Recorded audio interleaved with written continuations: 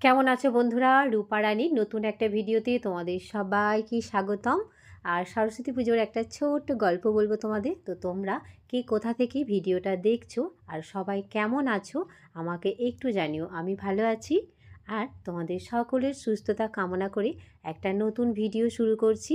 আমার সাথে থেকো, পাশে থেকো। এখন ঘড়িতে বাজে 6টা আর ওয়েদার এখনও পরিষ্কার হয়নি, দেখতেই পাচ্ছ চারিদিকে কুয়াশা রয়েছে আর রোদও ওঠেনি এখনও। তো আমি যে কাজগুলো প্রতিদিন করি সেগুলো টুকটুক করে করি আর তোমাদেরকে একটা ছোট্ট গল্প বলি। চলো শুরু করি। বাংলার এক ছোট্ট গ্রাম সুবর্ণপুর।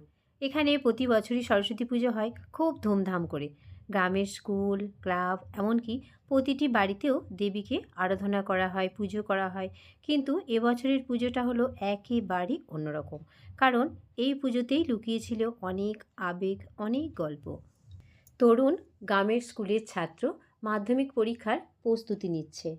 তার বড় স্বপ্ন বড় হয়ে শিক্ষক হবে। তরুণের মা মালতী, তিনি চান ছেলে পড়াশোনা করে গ্রামের মুখ উজ্জ্বল করুক। শশাঙ্ক মাস্টারমশাই গ্রামের স্কুলের শিক্ষক। তিনি বিশ্বাস করেন সরস্বতী পুজো শুধু দেবীর আরাধনা নয়, জ্ঞানেরও উৎসব। গ্রামের সবাই মিলে পুজো করে আনন্দ ভাগ করে নেয়। সরস্বতী পুজোর আগের দিন থেকেই স্কুলের সাজসজ্জা শুরু হয়।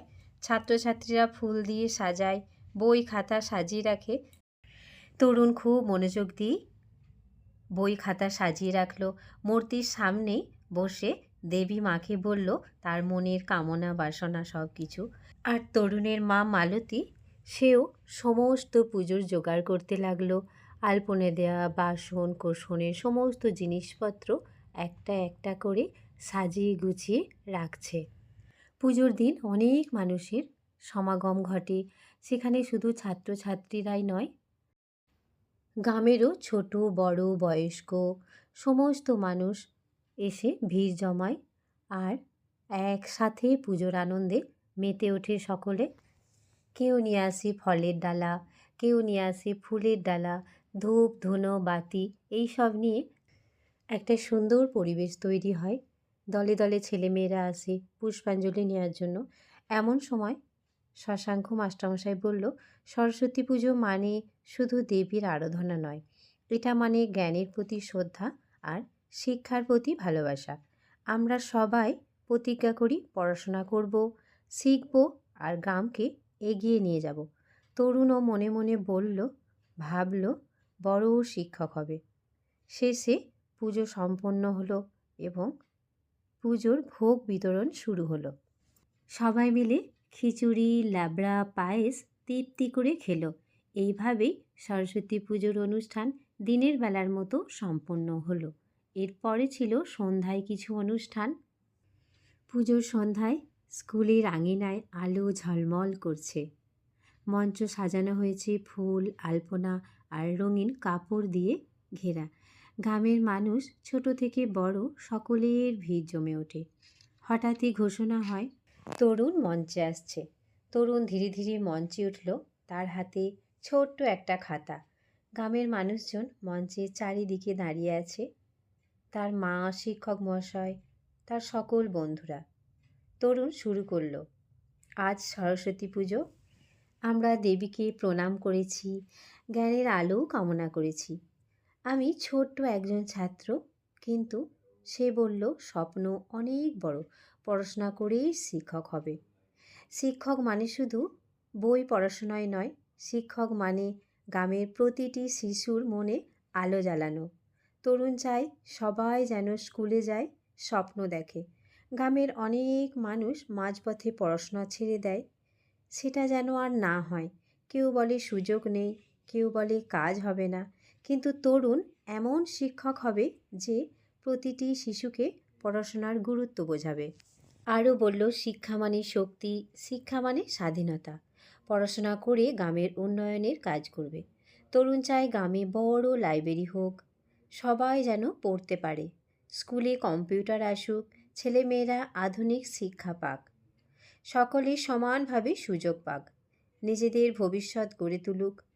এটা সহজ নয়, কিন্তু সবাই যদি একসাথে জোট বেঁধে কাজ করে তাহলে কিন্তু অসম্ভবও নয়। তরুণ প্রতিজ্ঞা করল পড়াশোনা করবে, শিক্ষক হবে, গ্রামের মানুষকে আলোর পথে নিয়ে যাবে। তার কথা শুনে পুরো মাঠ নিস্তব্ধ হয়ে গেল। তারপর একসাথে শুরু হলো হাততালি। শশাঙ্ক মাস্টারমশাই চোখ মুছে বলল, এই ছেলে সত্যিই আমাদের গর্ব। মা মালতী চেয়ে থাকে ছেলের মুখের দিকে।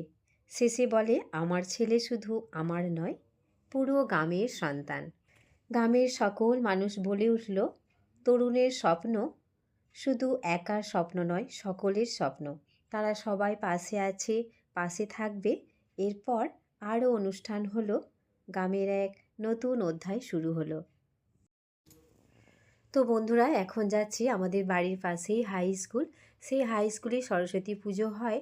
তো বাপন আগে চলে গিয়েছে ফল নিয়ে, তো আমি এখন যাচ্ছি ফুল নিয়ে। আর বাউন ঠাকুরও চলে এসছে, মানে ঠাকুরমশাই আর কি চলে এসছে, ফোন করেছিল। তো আমিও যাচ্ছি, বাড়ির কিছু কাজকর্ম গুছোলাম। ওই ভাইয়েরা ছিল, ওরা যারা ফুল গাছগুলো একটু পরিষ্কার করে দিল, তো তাদেরও কাজকর্ম হয়ে গেছে। এবার এই দেখো চলে এসছি, আমাদের এখানে পুজো শুরু হয়ে গেছে, পুষ্পাঞ্জলিও দেব। তো যাই হোক, ভিডিওটা যদি এক অংশ কোথাও ভালো লাগে একটা লাইক করে, একটা ছোট্ট কমেন্ট করে, সাবস্ক্রাইব করে পাশে থেকো। চলো আমাদের এখানে একটু পুজো দেখো।